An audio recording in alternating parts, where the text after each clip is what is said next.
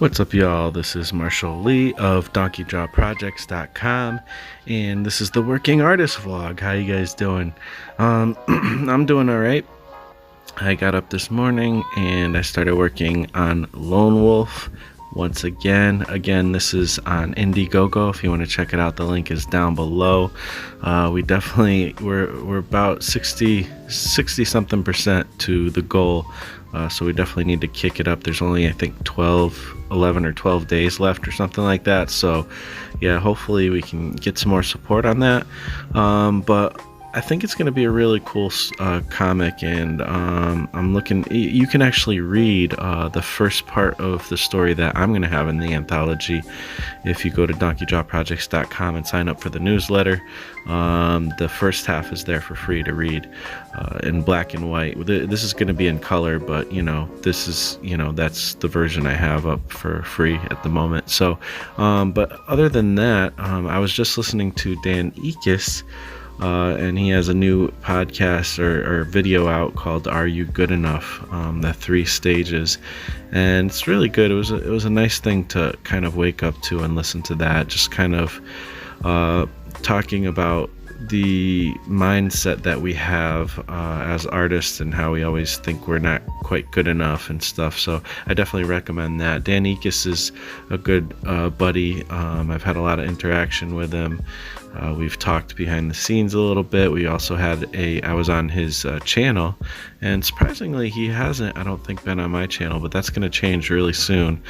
And I'm going to actually have a video with him this coming weekend. We were supposed to have it last weekend, but as you guys saw, I didn't have the greatest day Saturday, and honestly Sunday there was more to that not being a good day, and it was stuff I had to deal with on Sunday as well, really. But things turned out to be a little bit better, so that's really cool. But I wasn't in a place where I could actually do a video or anything, so we pushed it off till next weekend. But we're going to do a video. We're going to talk about the anthology and whatever else. I'm sure we'll come up with a cool topic to chat about. But yeah, so other than that, I wanted to share with you the anthology, but I have some more stuff I want to talk about. We'll get into some more time lapse right after this brief message. So each day when I do these highlights, I'm literally reading these stories for the first time so far, and it's just so fun to read these stories. It's really cool. So today is C.B. Smallwood's Space Wolf, and it's a really creative, fun story. And the thing that strikes me about this story is it's got a strong female lead, like a good female lead. I love it. And it's almost like you get like a full issue comic worth of story in 4 pages. Like what C.B. Smallwood did with this is actually blows my mind.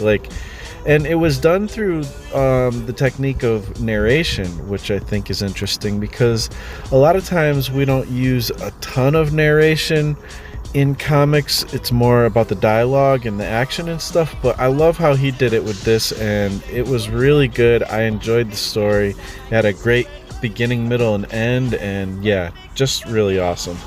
Needless to say, I really enjoyed this. Hats off to Mr. C.B. Smallwood. You really put forth a really fun tale, and you guys got to check this out. It's so cool.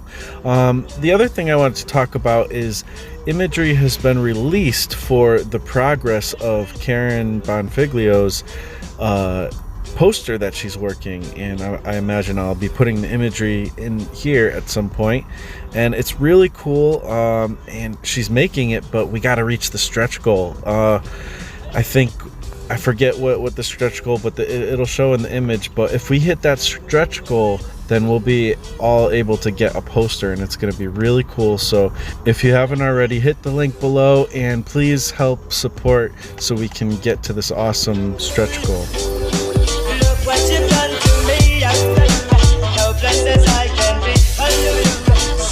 All right, so reports from the depths of the day job, the the side hustle, as we like to say.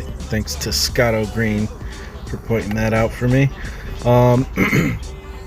But yeah, it's lunchtime and I am currently parked in a Target parking lot under a tree that is nice and shady. So it's relaxed and a good place to be for right now. So anyways, I wanted to just talk about some stuff pertaining to story that I was thinking about. Again, as I said earlier, I was listening to a Dan Ekus YouTube video. I think I called it a podcast. I think it's kind of both things, really, to a certain degree. And it was just, I just kept thinking about that, and then I kind of listened to a bunch of videos since then about a bunch of different topics, all stemming off of this idea that he said that there's a certain thing to have almost a righteous anger. It's kind of like what I was talking about with You Must Insist or whatever, or I Insist, that whole video. You kind of have to have an insistence, a kind of some kind of thing inside you that wants to stick to your guns when it comes to being a creative person, and even in making it a career. I mean, if you really want to make it a career, not everybody does, but if you do want to make it a career, you're going to come against some resistance. There's going to be a lot of people out there who, I mean, even your own self that thinks, maybe this isn't a good idea, or, it's not, a stable job. And, there was a great quote at the end of Dan Ekus's video that kind of disarms that. So I definitely suggest checking out that video. Going on that road led me to think about Nietzsche, Friedrich Nietzsche, and I only know a little bit about him, so I was like, all right, let me look up some stuff having to do with him, because Dan brought up some Nietzsche quotes, and it always comes up in all kinds of different discussions. And then that caused me to look into,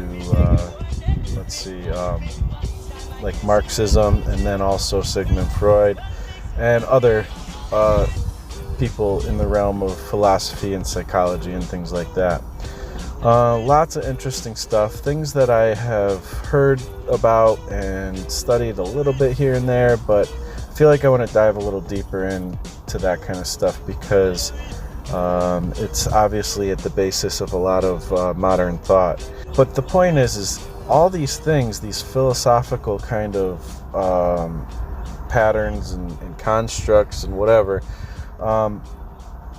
I think they're always interesting, and I love when in a story, when I either watch a movie, read a book, or whatever, read a comic book, or whatever it is that I take in, I love when they bring in elements of philosophy, and the story is more than just some relationships and action and activity, I mean, story is about character. That's the biggest thing that brings you. But having like kind of, when a story has like that added element of philosophy, I think it makes it all the much better. The Matrix is kind of a good example of that.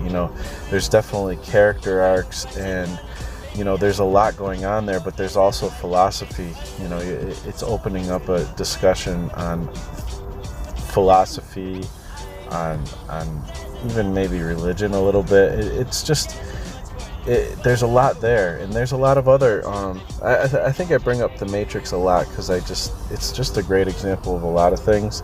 The original movie, of course. The other ones are a little rough, but I enjoy them, but they're a little rough. But a lot of stuff, I mean, even Star Wars, it plays around with different elements of philosophy and stuff. A lot of stories do, and I think character is most important, but if you add a little element of philosophy, that could be helpful in a story as well, and I want to inject some of that stuff more into my stories as well. Up to this point, I'm still so much at a learning phase, but I mean, I'm always going to be at a learning phase, but I just haven't I haven't gotten to a point where I'm really adding that kind of thing to my stories yet. I'm still trying to understand character development and the basic fundamentals of story and stuff.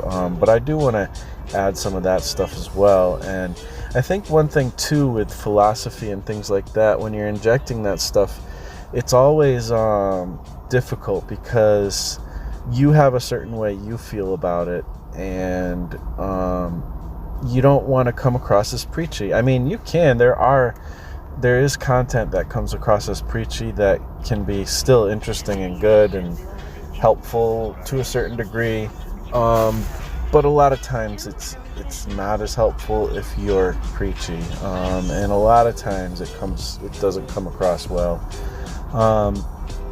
So I don't know. To me, I feel like if you're gonna bring up some things in this kind of realm, it's always good to make it a discussion, to pose all sides and for what's good about them, and also for what's bad about them. But to me, a story should not necessarily preach a philosophy, but I think it's fun to play with philosophy in story, if you know what I mean. And to not just to play, but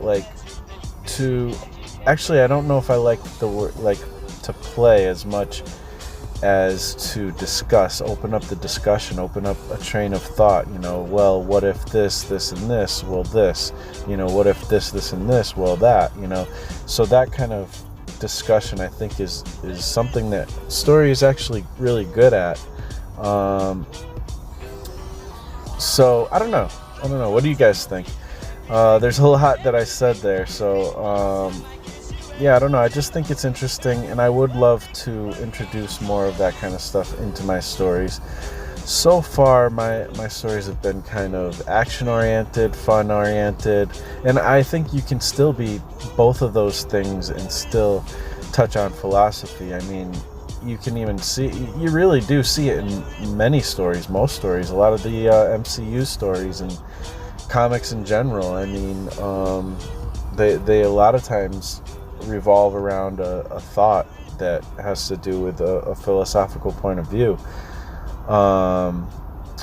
Obviously, like Spider-Man, with responsibility. Wait, what is it? With great power comes great responsibility.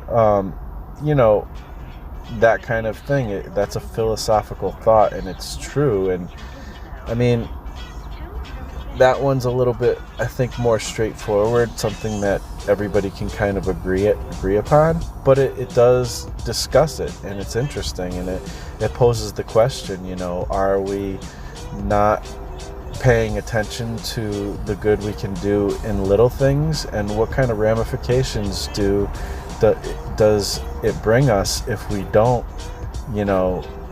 do the little good we can? Maybe it will turn into a very big evil, so such as Peter Parker not stopping the burglar, who ended up killing his uncle, that whole thing. So it's really interesting, and I do want to inject some of that into my stories. I think it's interesting and helpful for us to be thinking about something that transcends just the comic we're making, or something that transcends just making cool art. Put something in there that is actually going to open something up in a person. So I think I've talked that one to death. I went for a while here, so hopefully you guys dig it. And yeah, I think that's about it. Please, again, check out the anthology, all the links below for all the different crowdfunding. It's just helpful, and the Kickstarter, especially for the Werewolves and Unicorns, and also the Lone Wolf. That one needs some help. It's about at 60%. We definitely need a push for that within the next 11 or 12 days. So anyways, I'll talk to you tomorrow with the next working artist vlog. All right, peace out.